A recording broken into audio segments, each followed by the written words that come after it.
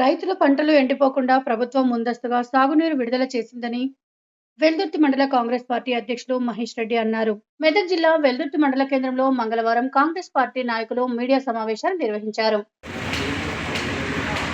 గత వారం రోజుల క్రితమే నర్సాపూర్ నియోజకవర్గ ఇన్ఛార్జ్ ఆవుల రాజిరెడ్డి గారు మరి గౌరవనీయ నీటిపారుదల శాఖ మంత్రి ఉత్తమ్ కుమార్ రెడ్డిని గారికి కలిసి కొండపోచమ్మ సాగర్ నుంచి అందిలోకి నీటిని వదలాలని కోరడం జరిగింది. మరి ఇక్కడ రైతుల అవసరాల మేరకు రాజిరెడ్డి గారు వెంటనే ప్రభుత్వం దృష్టికి తీసుకెళ్లగా మరి శనివారం నుండి కొండపోచమ్మ సాగర్ నుండి నీళ్లు వదలడం జరిగింది. ఈరోజు 4వ రోజు.